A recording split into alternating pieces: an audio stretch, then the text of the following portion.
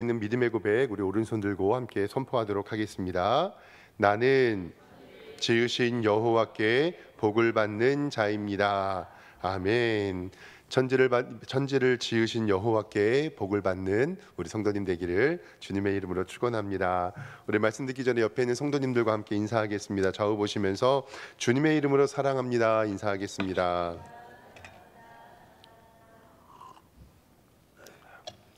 하나님의 복음이 전파되면 예수 믿고 회개하고 주께 돌아오는 기적이 일어납니다.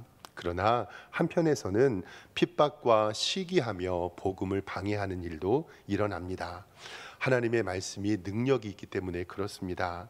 십자가의 능력이 우리에게는 하나님의 능력이지만 믿지 않는 자들에게는 미련한 것임을 성경은 이야기합니다.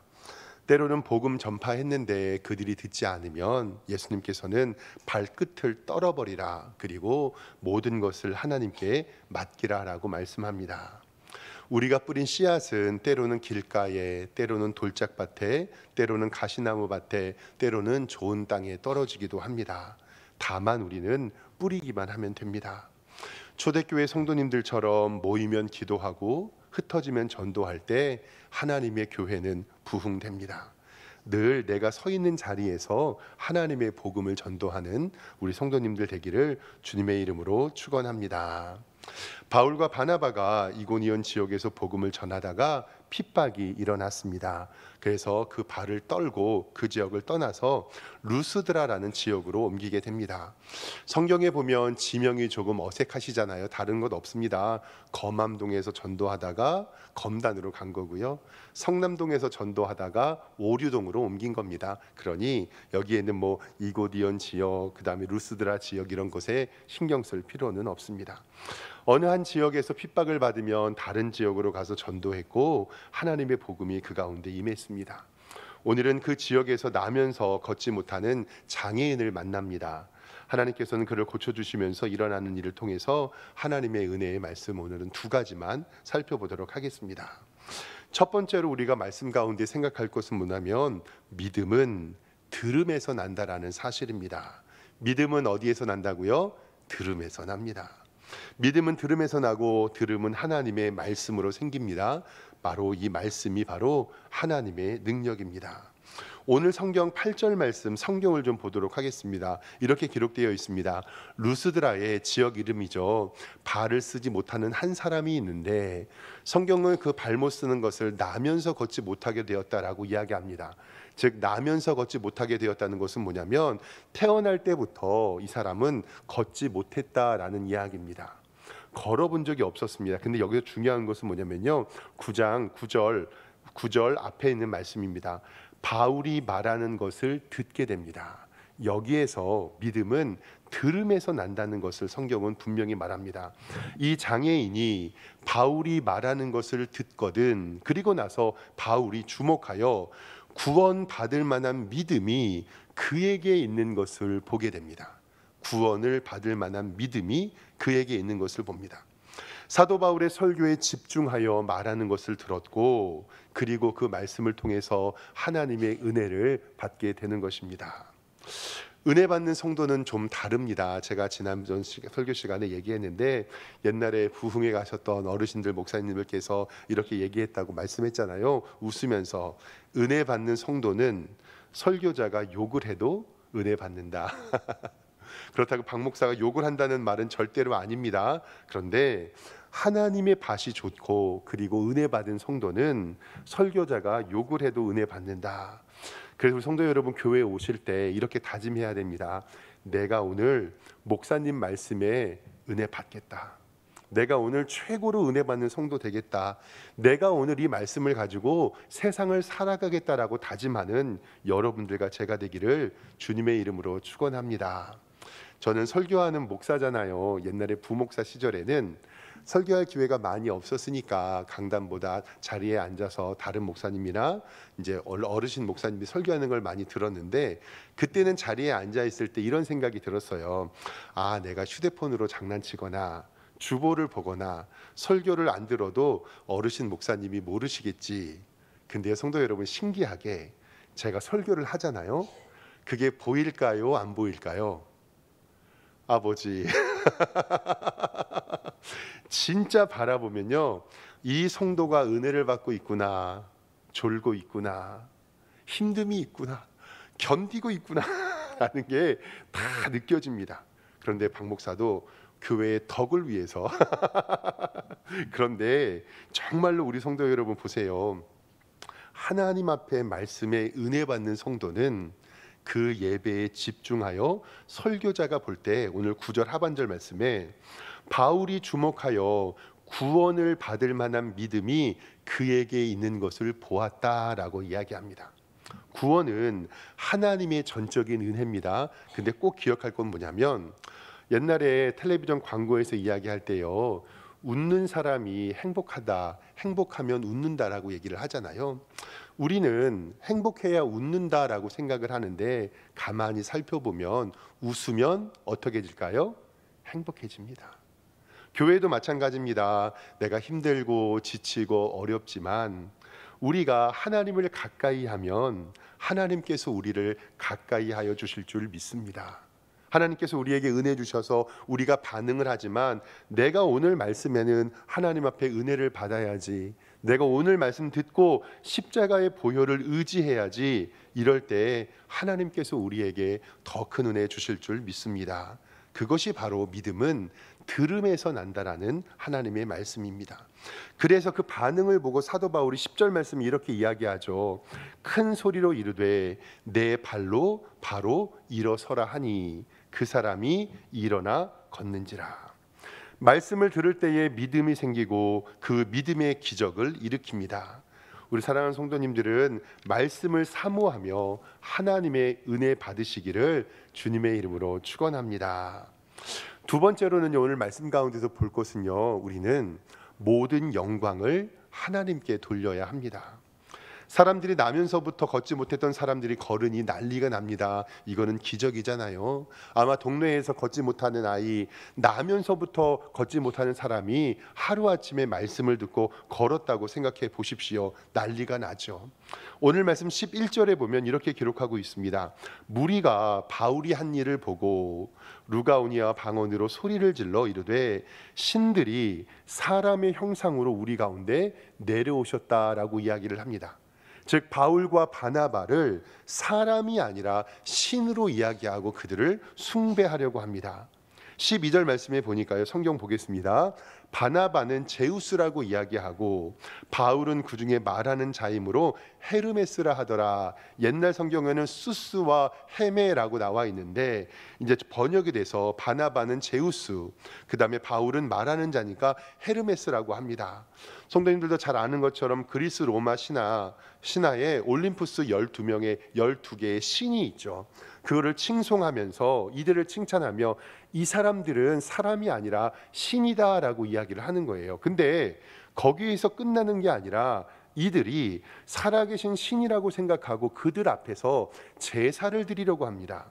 13절 말씀에 보면 시외 제우스 산당 제사장이 소와 화환을 가진다는 것은 번제를 드린다는 뜻인데, 대문 앞에 와서 무리와 함께 제사하고자 합니다. 그냥 그 사람을 높여주고 찬송하는 것이 아니라 소를 잡으려고 하고 화환을 그 사람에게 올려드려서 그들을 섬기려고 합니다.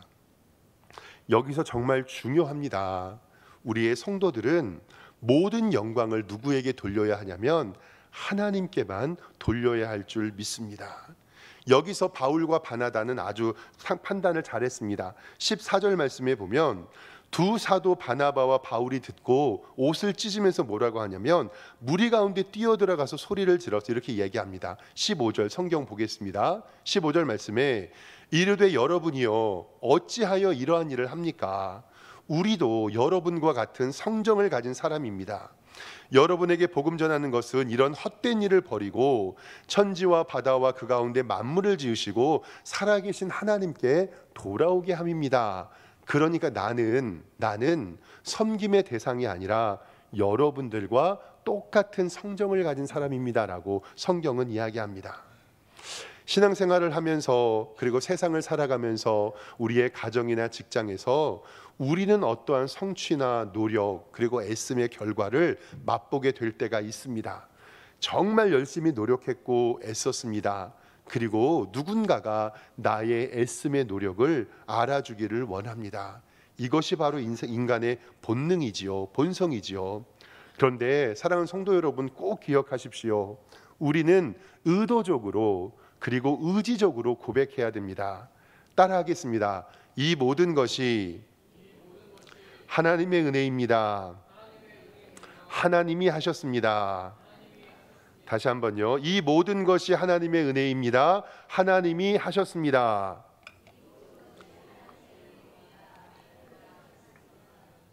만약에요, 우리 성도님들이 예배 마치고 목사님 오늘 설교 은혜 받았습니다. 그런데 박 목사가 재수없게 그죠?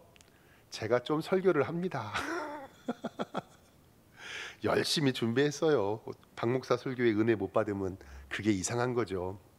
그렇게 말하면 우리 솔직히 얘기해서 보기 좋은가요? 싫은가요? 싫죠. 그때는 저도 의도적으로 의지적으로 감사합니다. 이 모든 것이 하나님의 은혜입니다. 그리고 하나님이 하셨습니다. 이렇게 말해야 되는 것입니다. 때로는 우리가 높아지고 싶고 교만하고 싶고 내 노력과 결과에 애씀이 있는 것처럼 보이는데요. 사랑하는 성도 여러분, 저도 부족하지만 우리 성도님들과 제가 함께 우리 교회는 이런 고백만이 있었으면 좋겠습니다. 이 모든 것이 하나님의 은혜입니다. 그리고 누가 하셨습니다? 하나님이 하셨습니다. 하나님께서는요, 왜 이렇게 말씀하셨냐면 자기의 영광을 다른 이에게 허락하지 않으셨어요. 우리의 창조된 목적은 하나님을 영화롭게 하고 그를 즐거워하는 것입니다. 화면 보겠습니다. 이사야 42장 8절 말씀에는 하나님께서는 분명히 우리에게 말씀합니다. 나는 여호와니라, 이는 내 이름이라. 나는 내 영광을 다른 자에게, 내 찬송을 다른 우상에게 주지 아니하니라. 나는 나를 위하여 일을 이룰 것이다. 얼마나 멋있어요. 하나님은 하나님을 위하여 하나님의 일을 이룰 것이고 어찌 내 이름을 욕되게 하리요 내 영광을 다른 이에게 주지 아니하리라. 아멘. 그것이 우상이든 사람이든 어떤 물건이든 하나님께서는 하나님의 영광을 하나님만 받기를 원하셨지 우리에게 주신 일이 없습니다. 하나님은 모든 영광과 찬송을 받으시기를 원합니다. 우리는 습관처럼 버릇처럼 의도적으로 의지적으로 선포해야 합니다. 모든 것이 하나님의 은혜입니다. 그리고 누가 하셨습니다? 하나님이 하셨습니다. 오늘 말씀을 바라보면서요, 이 바나바와 바울이요, 높아지려고 했던 마음이 있고 다른 사람들이 자기를 높아지려고 했을 때 고맙습니다 이렇게 얘기하고 자기가 높아졌다면 그들은 하나님 앞에서 큰 범죄를 한 것입니다.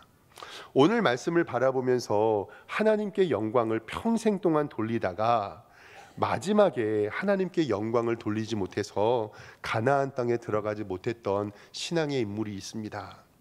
이스라엘 백성들을 40년 동안 광야에서 인도했고 이제는 조금만 참으면 가나안 땅에 들어가서 이스라엘 백성들과 함께 그곳에 살 수 있는데 바로 이 모세가 그의 주인공입니다. 모세는요 40년 동안 광야를 있으면서 모든 것을 하나님의 은혜로 알았고 하나님의 은총만을 구했습니다. 근데요 이스라엘 백성들이 먹을 것이 부족합니다. 특히 물이 부족했습니다. 이스라엘 백성들이 물이 부족하여서 이 모세에게 우리에게 물을 좀 주세요라고 이야기합니다. 하나님께서는요 지팡이로 반석을 치라라고 이야기했는데 어떤 모습인지는 모르지만 모세가 반석에서 물을 치면서 하나님의 영광을 가렸다라고 성경은 이야기합니다. 아마도 추측하건대 어떻게 했냐면 하나님의 영광만을 구해야 되는데 그 반석을 치면서 누가 하는 것처럼요 자기가 하는 것처럼 그 말씀이 민수기 20장 10절에서 12절까지 말씀이 나와 있습니다. 화면 좀 보겠습니다. 이렇게 기록됩니다. 모세와 아론이 회중을 그 반석 앞에 모으고 모세가 그들에게 이르되 반역한 너희여 들으라. 우리가 너희를 위하여 이 반석에서 물을 내려 하고, 여기서 이 말투가 조금 신경 쓰여요. 우리라고 얘기하는 것은 아론과 모세인데, 여기서 아마도 이 모세에게 하나님께서 우리에게 반석에서 물을 내려 하고 하면 어쨌을까? 11절에 보면 모세가 그의 손을 들어 그의 지팡이로 반석을 몇 번 칩니까? 2번 칩니다. 한 번 딱 쳐야 되는데 아마도 2번을 치면서 누가 하는 것처럼요, 자기가 하는 것처럼 행동하지 않았을까. 그런데 하나님께서 은혜 주셔서 물이 많이 솟아와 나음으로 회중과 그들의 짐승이 마셨습니다. 그런데 마지막 12절에는 어떻게 기록하고 있냐면요, 보세요. 여호와께서 모세와 아론에게 이르시되 너희가 나를 믿지 아니하는 고로 이스라엘 자손에서 어떻게 해요? 내 거룩함을 나타내지 아니하였다. 고로 너희는 이 회중을 내가 그들에게 준 땅으로 인도하여 드리지 못하니라 하시니라. 아멘.